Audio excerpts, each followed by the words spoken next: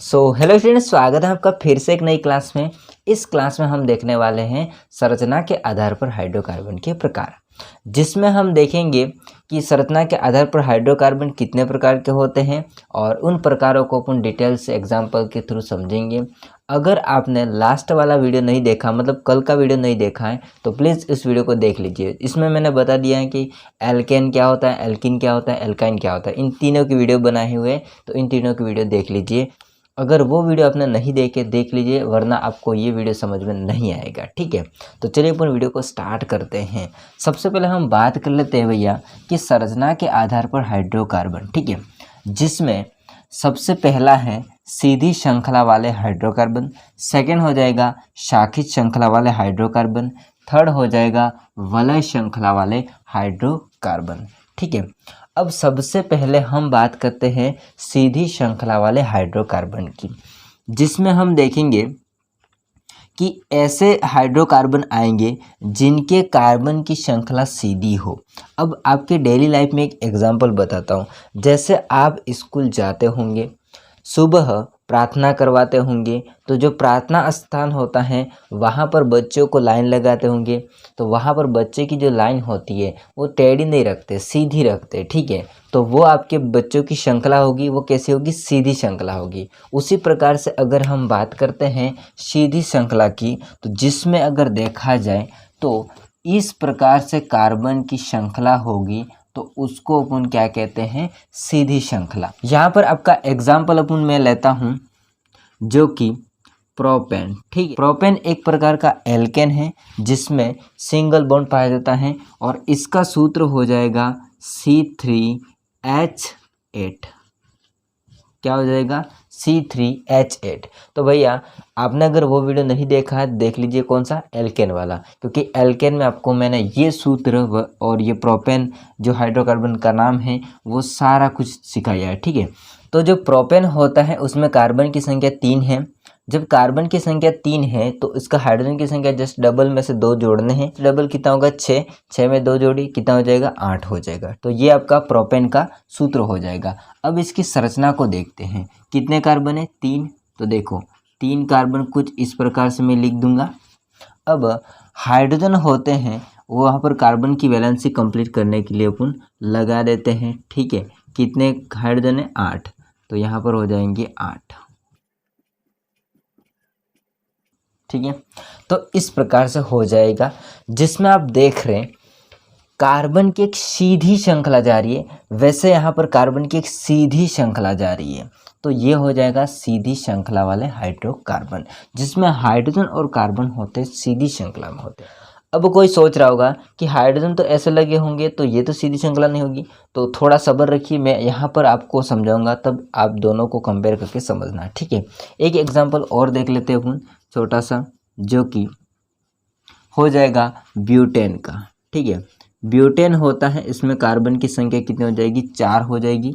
तो कार्बन की संख्या 4 है, जस्ट हाइड्रोजन की संख्या डबल कितना हो जाएगा, 8, 8 में 2 जोड़िए तो कितना हो जाएगा, 10। ठीक है, तो ये इसका सूत्र हो जाएगा। अब इसकी संरचना को बना लेते हैं। कार्बन है आपके 4, ठीक है, ये कार्बन 4, हाइड्रोजन होते हैं 10 हैं, तो कंप्लीट कर लेते हैं। 1 2 3 4 5 6 7 8 9 और 10।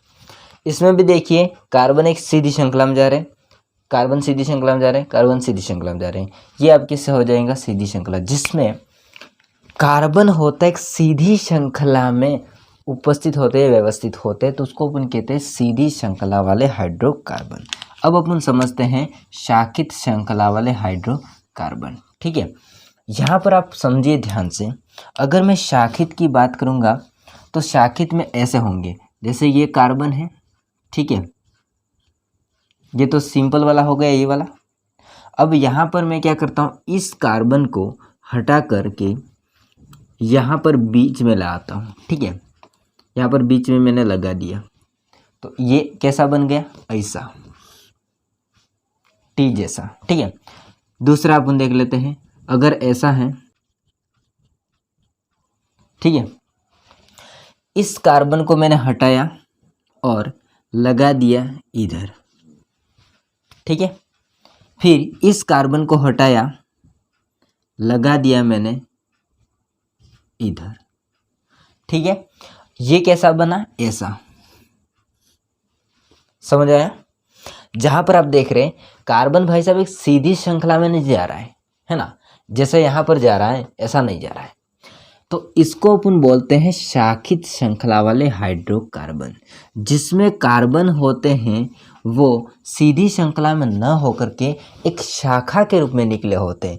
जैसे अगर मेरी बात करूं तो मैं ऐसा सीधा हूं तो मेरी ये कार्बन की श्रृंखला होगी, ये दोनों हाथ ऐसे फैला दिए तो ये कार्बन दो दूसरे हो जाएंगे, एक कार्बन इधर एक कार्बन इधर, तो ये शाखा कहलाती है, ठीक है। ऐसा कर दिया तो सीधी श्रृंखला हो जाएगी, ऐसा कर दिया तो शाखित हो जाएगा। यहाँ पर अपन बात कर लेते हैं एग्जाम्पल के थ्रू, ठीक है। एग्जाम्पल हो जाएगा पेंटेन।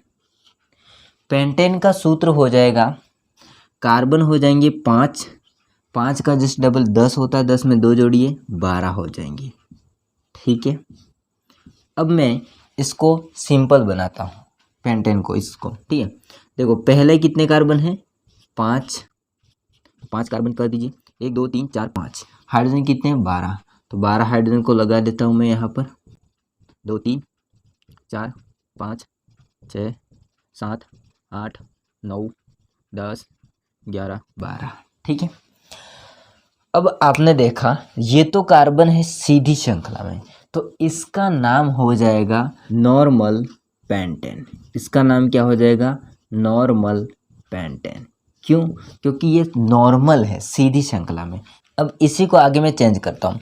ये जो कार्बन होता है, समझिए बात को ध्यान से, ये जो कार्बन होता है, ये कार्बन क्या करता है, इस हाइड्रोजन को हटा करके उसकी जगह पर आ जाता है। तो आगे कैसा बनेगा, समझिए ध्यान से।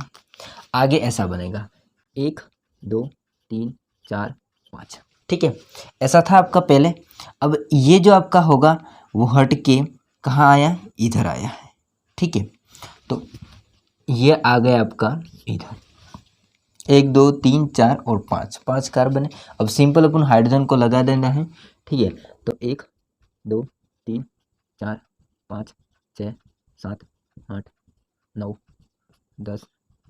आप देख सकते हैं ये वाला जो कार्बन होता है इधर आ गया है, मतलब ये रहा, ठीक है।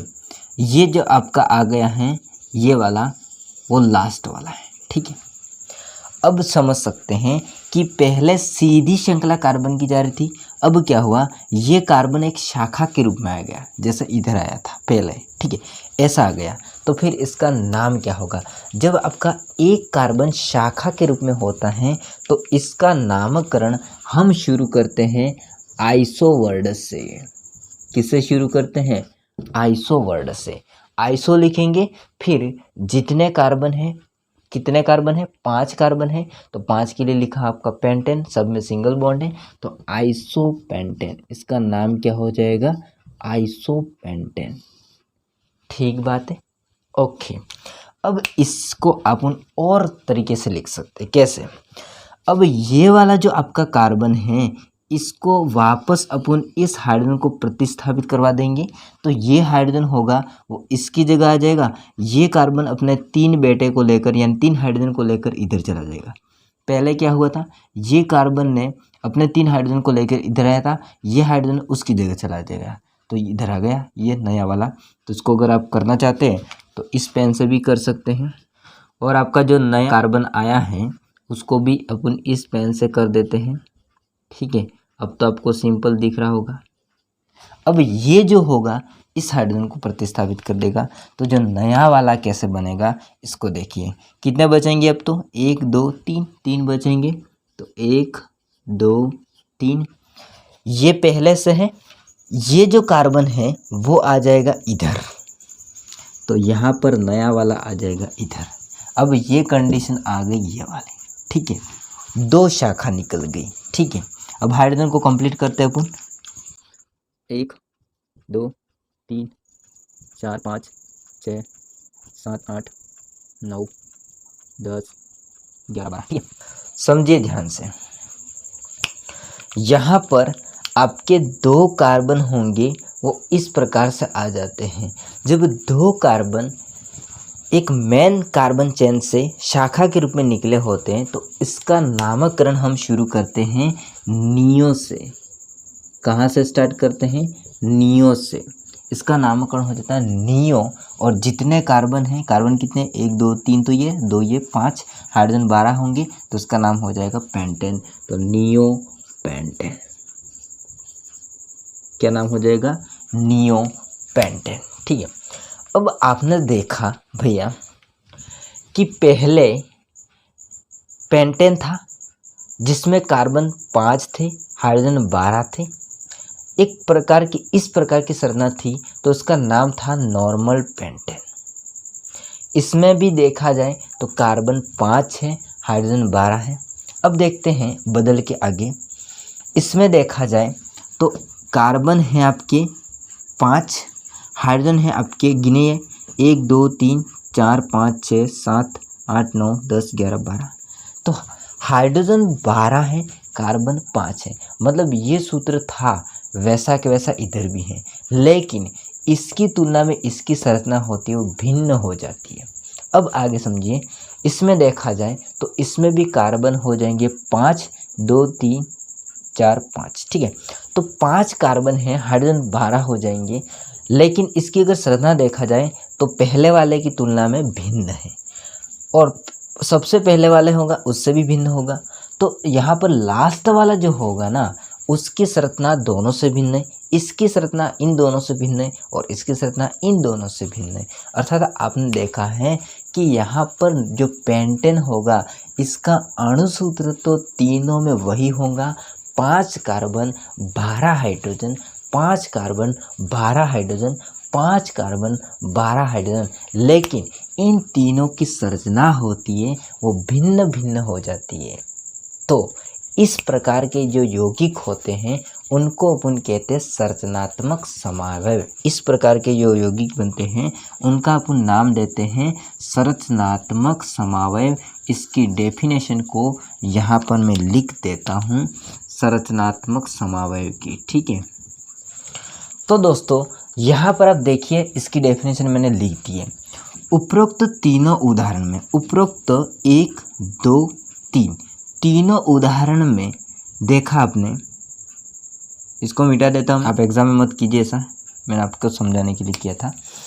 तो उपरोक्त तीनों उदाहरण में अणुसूत्र समान है, तीनों उदाहरण में अणुसूत्र समान है, परंतु भिन्न भिन्न संरचना वाले ऐसे यौगिकों को संरचनात्मक समावयव कहते हैं।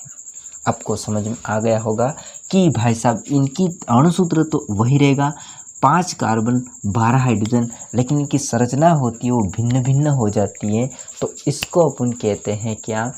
संरचनात्मक समावयव, आइसोमेरिज्म, जो कि स्ट्रक्चर आइसोमेरिज्म हो जाएगा। ठीक है। यहाँ पर आप स्क्रीनशॉट ले लीजिए। इसके बाद में लास्ट एंड फाइनल वाला बचा है, उसको मैं समझा देता हूँ। ये जो है सारा ये इसका है, इसका मैंने अभी बताया नहीं है। ठीक है। तो अब दोस्तों अपन थर्ड देखते हैं, जो कि वलय श्रृंखला। अब इसमें होता क्या है, इसमें आपका जो कार्बन होता है वो लास्ट वाला एंड फर्स्ट वाला आपस में मिल जाते हैं। ठीक है। तो एक वलय का निर्माण करते हैं। जो वलय जो बनती है वो अलग अलग टाइप की हो सकती है। या तो वलय आपके ऐसे हो सकती है, या वलय आपकी ऐसे हो सकती है, या वलय आपकी ऐसे भी हो सकती है। ठीक है। तो अलग अलग प्रकार की वलय हो सकती हैं। तो समझते हैं अपन कि वलय वाला क्या चीज़ होता है। ठीक है। सबसे पहले हम बात कर लेते हैं संतृप्त की। इसका मतलब ये होगा कि भाई साहब जो आपकी वलय बनेगी उसमें कार्बन और कार्बन के मध्य सिंगल बॉन्ड होगा, अर्थात एकल बंध होगा। तो ऐसा देखिए, ये कार्बन है आपके इस प्रकार से कोई। ठीक है। अब आपने देखा है कि इस प्रकार के जो कार्बन होते हैं उसमें कार्बन कार्बन के मध्य सिंगल बॉन्ड है, केवल सिंगल बॉन्ड है, तो ये संतृप्त वलय कहलाती है। ठीक है। अब अपन देखते हैं सेकंड, जो कि असंतृप्त वलय। असंतृप्त वलय या असंतृप्त हाइड्रोकार्बन वाली वलय कह सकते हैं, जिसमें कार्बन और कार्बन के मध्य क्या होगा? 2 डबल बॉन्ड। तो देखिए 1 2 3 4 5 6 7 8 9 10 11 12, तो 2 डबल बॉन्ड। तो 2 डबल बॉन्ड में क्या होगा? 2 डबल बॉन्ड। तो देखिए 1 2 3 4 5 6 7 8 9 10 11 12, तो 2 डबल बॉन्ड। तो देखिए हो गए 6, 7 नहीं भैया ना, 6 कार्बन है। अब देखो पहले वाले जैसा ही मैंने बनाया, अब क्या करता हूँ, एक डबल बॉन्ड इधर लगा देता हूँ, एक डबल बॉन्ड इधर लगा देता हूँ, एक डबल बॉन्ड इधर। तो यहाँ पर जो बंद है वो अल्टरनेट है, double bond single bond, double bond single bond, double bond single bond. जहाँ पर आप देख रहे हैं तो कार्बन कार्बन के मध्य डबल बॉन्ड है, इसलिए इसका नाम है असंतृप्त वलय। ठीक है, एग्जाम्पल देख लेते हैं अपन। एग्जाम्पल सबसे पहले हम देखेंगे जो कि साइक्लोहेक्सेन की बात करेंगे। साइक्लो जो हेक्सेन होता है इसका सूत्र हो जाएगा कार्बन 6 हाइड्रोजन 12। ठीक है, कार्बन 6 हाइड्रोजन 12 अर्थात ये वाला देखिए 1 2 3 4 5 6। ओके, अब होगा क्या, कार्बन तो 6 हो गई, हाइड्रोजन कितने हैं 12। एक कार्बन होता है, इसने 2 बंध बना रखे हैं, इस कार्बन में 2 बंध बना रखे, इस कार्बन में 2 बंध बना रखे, इस कार्बन ने भी दोनों साइड 2 बंध बना रखे। तो 2 वैलेंसी फ्री होती है, क्योंकि एक कार्बन होता है 4 बंध बना सकता है। तो 2 तो बना रखे, 2 बाकी है, तो अपन क्या करेंगे, प्रत्येक कार्बन को 2 हाइड्रोजन के साथ में उसकी वैलेंसी को कंप्लीट करते हैं। ठीक है, तो इसको भी 2 हाइड्रोजन, इसको भी 2 हाइड्रोजन, इसको भी 2 हाइड्रोजन, इसको भी 2 हाइड्रोजन, और इसको भी 2 हाइड्रोजन, और इसको भी 2 हाइड्रोजन। ठीक है, तो ये है आपकी साइक्लोहेक्सेन की संरचना। अब देखते हैं असंतृप्त वाले को, तो मैं इसको मिटा देता हूँ क्योंकि इसका कोई काम नहीं पहले हो चुका है। अब देख लेते हैं अपन जो कि असंतृप्त वाला। असंतृप्त में अपन और एग्जाम्पल देखते हैं जो कि आपका होगा बेंजीन। ठीक है, बेंजीन का सूत्र हो जाएगा C6H6, कार्बन भी 6 हाइड्रोजन भी 6। बनेगा कैसे, ऐसे। ठीक है, 1 2 3 4 5 6 और कंप्लीट। ठीक है, 6 में कंप्लीट हो जाता है। होगा क्या, डबल बॉन्ड लगाना है अल्टरनेट, इधर डबल बॉन्ड, इधर डबल बॉन्ड, इधर डबल बॉन्ड। ठीक है, तो ये बन गया आपका 6 कार्बन वाला असंतृप्त वाला। ठीक है, जो कि असंतृप्त वाला हो जाएगा ये। अब क्या होता है, इस कार्बन की बात करेंगे तो इसने इधर 1 बंध बना रखा है, इधर 2 बंध बना रखे। ठीक है, ये 2 बंध बना रखे इसने। अब एक कार्बन की प्रवृत्ति होती है 4 बंध बनाने की, तो 3 तो बना रखे, बाकी बचा 1। तो 1 अपन हाइड्रोजन के माध्यम से इसकी वैलेंसी को कंप्लीट कर देंगे, इसको भी हाइड्रोजन के माध्यम से कंप्लीट कर देंगे, इसको भी हाइड्रोजन के माध्यम से कंप्लीट, इसको भी हाइड्रोजन के माध्यम से कंप्लीट, इसको भी हाइड्रोजन के माध्यम से कंप्लीट कर देंगे। ठीक है, तो ये आपका बन गया बेंजीन, जो कि अपने आप क्या है, असंतृप्त वाला। ठीक है, तो देखो साइक्लोहेक्सेन होता है संतृप्त वलय का एग्जाम्पल हो जाएगा, बाकी यहाँ पर असंतृप्त वलय का एग्जाम्पल है बेंजीन। ठीक है, तो ये दोनों हो जाएंगे आपके वलय श्रृंखला वाले हाइड्रोकार्बन के एग्जाम्पल। तो आपने समझा कि सीधी श्रृंखला में क्या होगा, कार्बन सीधी श्रृंखला में होगा, सिंपल। ठीक है, उसके साथ में वैलेंसी कंप्लीट करने के लिए हाइड्रोजन लगे होंगे।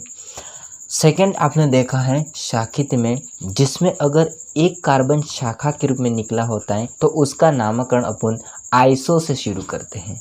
अगर आपका 2 शाखा के रूप में कार्बन निकला है तो उसका नामकरण नियो से स्टार्ट करते हैं।